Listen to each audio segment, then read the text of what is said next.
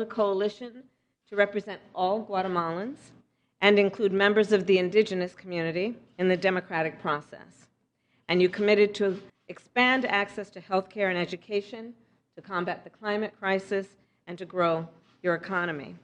And it was clear that the people of Guatemala voted resoundingly in your election and for your message of reform. Your election has brought a sense of optimism to the people of America and around the world. And despite the challenges that have been posed to Guatemala's democratic process, the United States was proud to stand with you, Mr. President, following a free and fair election and throughout your transition. And the will of the people of Guatemala, by our observation, has triumphed. For the past 3 years, I have led our administration's efforts to address the root causes of migration from Northern Central America and to create what we have named the Root Causes Strategy. That strategy rests on 5 pillars. 1, to invest in economic development in the region. 2, to combat corruption and promote good governance. 3, to respect human rights and labor rights. In addition, to reduce violence, and finally, to address gender-based violence. This work is improving lives and livelihoods in the region and addressing the factors that drive people to migrate to the United States. Mr. President, I believe your presidency offers an important opportunity for us to strengthen U.S.-Guatemalan relations and make further progress on each of the 5 pillars I have outlined. In particular, Mr. President, I commend you for your steadfast commitment to combat corruption. Corruption, of course, erodes trust in democracy and prevents governments from responding to the needs of their people. Corruption is also an impediment to U.S. investment and threatens economic growth. As American business leaders need stability, predictability, and rule of law to make their investments in countries like Guatemala worthwhile. And corruption, of course, empowers criminal organizations and perpetuates violence, all factors that drive people to leave their home country. Mr. President, as you hold corrupt actors accountable and promote good governance, we support you. Your leadership can help rebuild Guatemalans' people's trust in their institutions and give them a sense of hope and opportunity. Our work under the Root Causes Strategy represents long-term development efforts. The problems, of course, did not occur overnight, and the solutions will not be achieved overnight. Yet we have seen short-term progress in Guatemala, El Salvador, and Honduras. Thus far, the Root Causes Strategy has helped as many as 63,000 farmers increase their production and income, has reached nearly 3 million youth through primary and secondary education. We have trained more than 18,000 police officers and nearly 27,000 people to strengthen judicial systems. And we have supported thousands of labor and human rights activists throughout the region.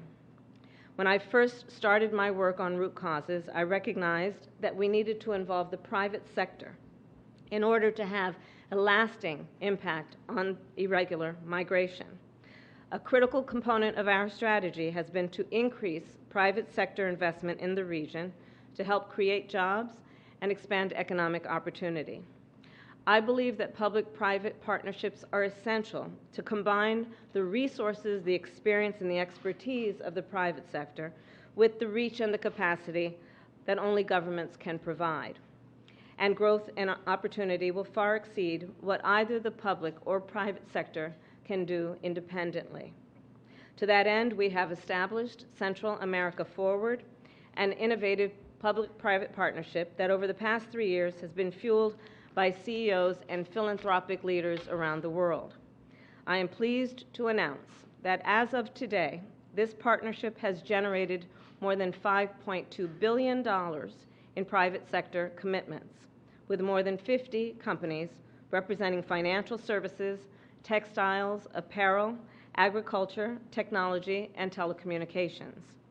Central America Forward has thus far created 70,000 new jobs throughout the region, provided skills training for more than 1 million people, brought more than 2.5 million people into the formal financial economy, and connected more than 4.5 million people to the internet. Today's announcement of more than $1 billion in new investments includes energy transmission projects to connect people to the grid, an initiative to transport crops from small farms to new and larger markets, construction of a new industrial park, and digital financial inclusion and workforce development programs. Our partnership has also created what we have named In Her Hands, which is an initiative to advance economic security for women. We have launched the Good Governance, Good Jobs Declaration, which includes a corporate pledge on the rule of law to support labor rights, combat corruption, and increase transparency. We have sent a team to Honduras to explore development of infrastructure projects and to expand an economic corridor. And we started Central America Service Corps, which will provide vulnerable youth with training and opportunities for paid community service projects. In conclusion, President Arévalo, I am pleased that you will join in convening a meeting that we will host later today with leaders from the private sector and civil society to continue this important work. And I look forward to a productive visit today and to a productive partnership, which of course relies on the importance and the mutual and I believe shared priority of transparency and candor to achieve our mutual interest to the benefit of all of our people. I thank you, Mr. President. Thank you. Thank you very much, Madam Vice President. Thank you very much for the invitation. It's an honor to be here today. And thank you very much for your leadership in helping us develop this new moment of promising new partnership between Guatemala and the United States. I view this as a historic moment in relations between our two countries, which share basic values and common interests and confront many joint challenges. Your ongoing work, which you have described in terms of the initiatives that you have been leading for the Central American region for several years now, are welcomed by all of us who want to strengthen the ties between Guatemala and increase prosperity in our region in general. I also want, on behalf of all Guatemalans, to express my deep appreciation for the support that the United States provided to our country during our difficult electoral process and presidential transition. The actions of the United States and the international community in support of democracy and rule of law were critical to ensuring that the popular will of the Guatemalan people prevails.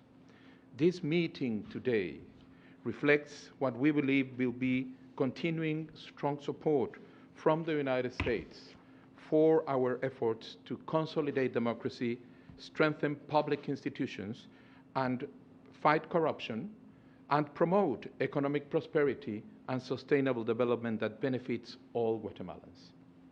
We recognize that just like the majority of Guatemalans, our supporters in the United States and in the international community have great expectations for what can be achieved in Guatemala in the next few years. My government is committed to doing everything it can to meet those expectations and to deliver results in the short, medium, and long term.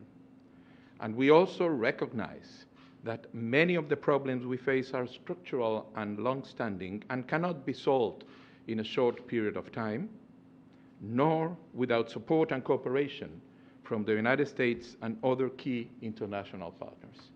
So, as I said, this is a truly historic moment that offers great promise for strengthening our collaboration and advancing together as strategic partners on the basis of shared values and common interests. We will maintain our commitment as governments to foster engagement across sectors to build a new, democratic, and more prosperous Guatemala that offers opportunities for all to live and to thrive. Thank you very much, Madam. Welcome again.